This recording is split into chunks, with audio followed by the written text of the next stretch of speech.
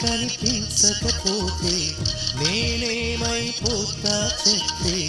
నా సర్వం నువ్వయ్యావే మంచి నేస్తమా నిన్ను విడిచి క్షణమైనా